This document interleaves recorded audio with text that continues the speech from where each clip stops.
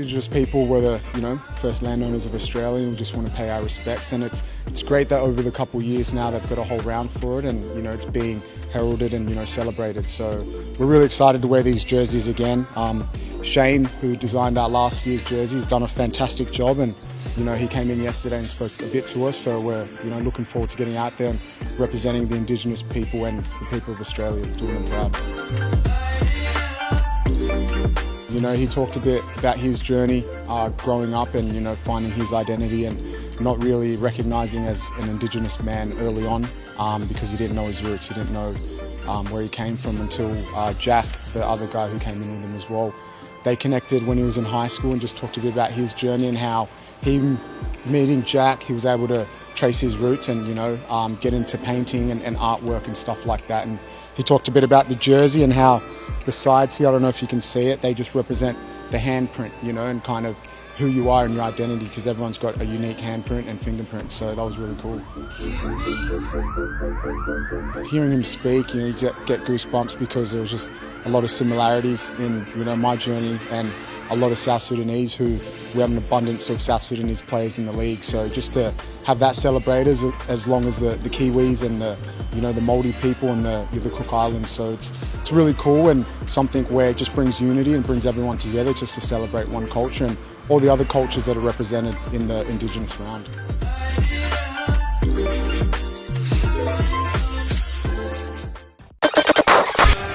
The read, rejected by Sotto.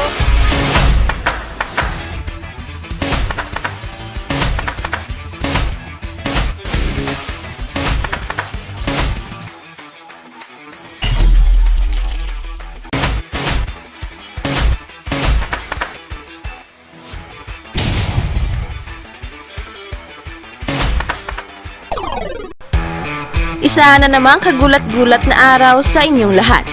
Mukhang pabor kay Sotto ang pagpasok ng interim coach ng Adelaide 36ers na si Jamie Perlman dahil familiar na ito ang Pinoy basketball style of play at pati na ang passion ng mga Pinoy sa larong basketball. Alam niyo ba na isang Asian Basketball League or ABL coach si Jamie Perlman for the Kuala Lumpur Dragons or Malaysia Dragons noong taong 2018 to 2020? And that means familiar siya sa Pinoy style of play dahil napakaraming naglararong Pinoy import sa history ng ABL. Bawat team ay pwedeng kukuha ng 2 heritage imports galing sa Pilipinas. In fact, mahilig ang Malaysia Dragons sa mga Pinoy heritage imports na mga magagaling. Nandyan si Matthew Wright who gave the Malaysia Dragons their one and only championship kasama ang isa pang Pinoy na si Jason Brickman. So in terms of deeper understanding sa larong Pinoy, yan rin ay ang dala-dala ni Sotto sa Adelaide 36ers. At tsak mas maintindihan ito ni Coach Jamie Perlman dahil sa kanyang stint as a head coach sa Malaysia Dragons at nakatapat na niya ang mga magagaling na Pinoy players katulad kay Ray Parks na siyang nanalong MVP 2 times during the tenure of Jamie Perlman as the head coach of Malaysia Dragons. Change. Ito ang pinaka-importante sa bawat manlalaro to become successful. But sometimes, hindi lang sa isang manlalaro dapat manggagaling ang pagbabago. Sometimes, kailangan ng bagong environment. Sometimes, kailangan ng bagong mga teammates. Sometimes, a new system. And sometimes, a new coach. Even the great LeBron James needs to change teams to get multiple championships. The Golden State Warriors needs Kevin Durant to win another 2 championships. And the same thing with the Chicago Bulls.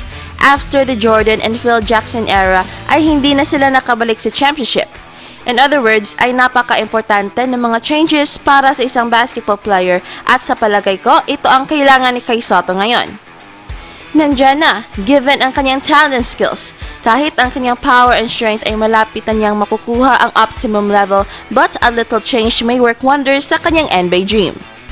At sa kanilang game bukas versus Southeast Melbourne Phoenix ay magsisimula ang konting pagbabago dahil magpapahinga muna si Coach CJ Botton ng 2 laro and his able assistant coach na si Jamie Perlman na kung saan nakita natin sa mga previous games ng Adelaide 36ers na napaka-active in the sidelines helping Coach CJ Botton during games will take over the head coaching job for 2 games.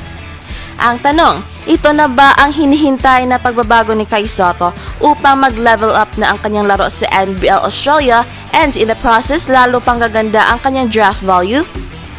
Well, mukhang malaki ang gagawing pagbabago sa team if they want to win against a very strong Southeast Melbourne Phoenix led by Tochi, ang 7-1 giant ng China. Mukhang hindi pa ready na ibibigay ni Tochi kay Sotto ang trono bilang best big man sa Asia. With the way Tochi is playing now sa NBL Australia, there is a big possibility na makakabalik pa ito sa NBA as long as he can finish the season without getting injured. Pero kumusta nga ba ang tapatan ni na kay Sotto at sa kanilang possible matchup? Well, yan ang ating pag-uusapan in this video at kung gaano katindi ng nilaro ni Tochi sa NBL. Literally, ay ginulat ni Tochi ng China ang NBL Australia sa kanyang MVP performances. At dahil dito ay parang dehado pa rin ang Pilipinas pagdating sa FIBA competitions against China dahil bumalik na ang laro ni Tochi. And it seems like maganda ang kanyang NBL stint at lalong gagaling siya against bigger and better competitions compared for playing sa CBA. Let's forget about the last game of kay Sotto na kung saan muntik na siya mabalian ng tuhod. Buti na lang at hindi injury prone si kay Sotto at pinagpag na lang niya ang sakit. It may be his worst game as a professional player, but the fact remains na maganda ang kanyang nilaro until the time na tinuhod siya ng isang Sydney Kings defender. But again, kalimutan na natin yan and let us look forward sa isang napakalaking challenge na naghihintay kay Sotto against Southeast Melbourne Phoenix na kung saan finally ay magkakatapat na for the first time ang two of the best big men ngayon sa Asia na sina Tochi ng China at si kay Sotto ng Pilipinas. It's game day at napaka-excited na ng lahat sa game ng Adelaide 36ers versus Southeast Melbourne Phoenix dahil sabik na namang makita ang Pinoy sensation na si kay Sotto dahil isang linggo na rin hindi naglalaro ang kanyang team. Pero ano nga ba ang mga dapat nating aabangan sa game ng Adelaide 36ers versus Southeast Melbourne Phoenix? Well, ito na siguro ang matchup na napakaraming dapat nating aabangan, especially sa mga makakalaban ni kay Sotto. The most obvious ay ang tapatan ni na kay Sotto and Tochi, which is napag-usapan na natin sa ating mga previous videos. Pero alam nyo ba na napakarami pang dapat nating aabangan in this game?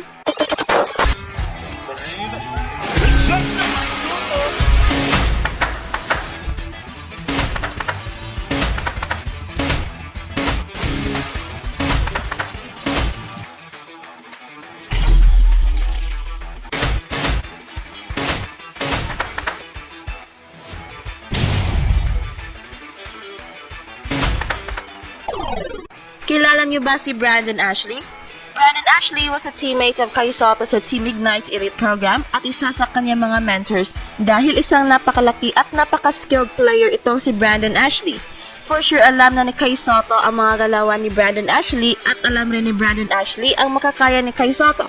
At isa si Brandon Ashley sa mga key players ng Team Ignite kasama sina John Green, Jonathan Kumbinga, and Isaiah Todd.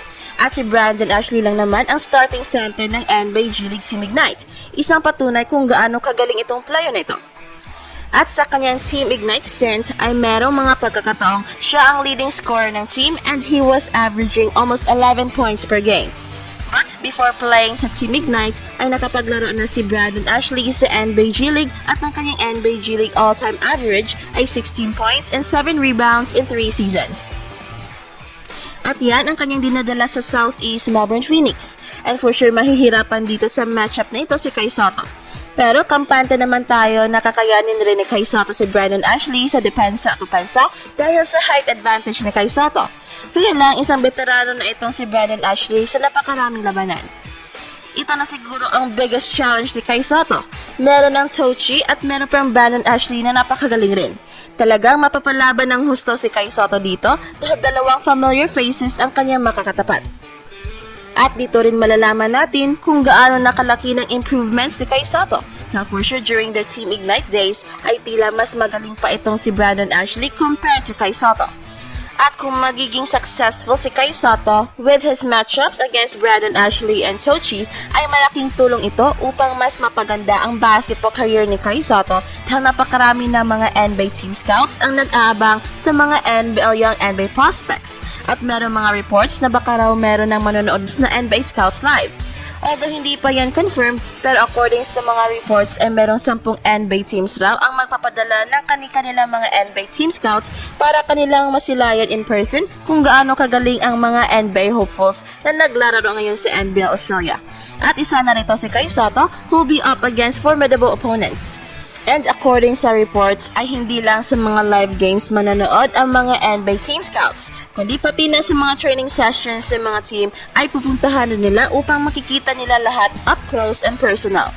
At dahil dito ay lalo pang magiging inspirado si Kai Sotto sa kanyang game na kahit na hindi pa darating ang mga NBA scouts ay for sure manonood ang mga ito sa live broadcast sa mga games including the game of Adelaide 36ers and Southeast Melbourne Phoenix.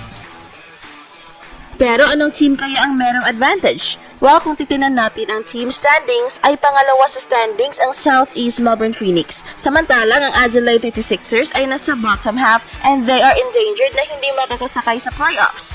Adelaide should win 10 out of their 14 remaining games to assure themselves of a playoff spot. Isang napakahirap na goal considering na isang roller coaster ang kanilang nilalaro ngayon. Nahihirapan ang team na mag-close out sa mga games and they have difficulty executing their plays. Napakaraming turnovers at konting-konti lang ang mga assist.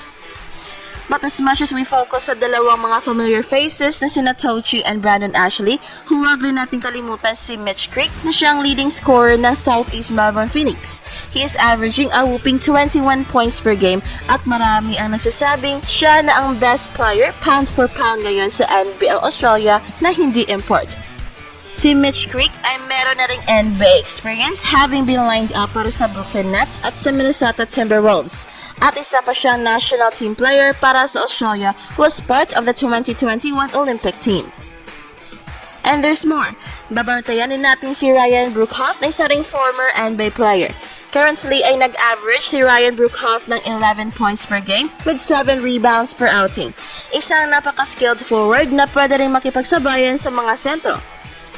So at least merong 4 na NBA caliber players ang team at talagang mapapalaban dito si Kai Sotto. Dito masusubukan si Kai Sotto dahil para na rin isang NBA team ang Southeast Melbourne Phoenix dahil napakalaki ng kanilang lineup at napaka-loaded pa ang bawat position. Sana ay malaki ang maitutulong ng fill-in coach ng Adelaide na si Jamie Perlman dahil kailangan ng magandang game plan ng Adelaide 36ers upang matalo nila ang one of the hottest teams ng NBL Australia.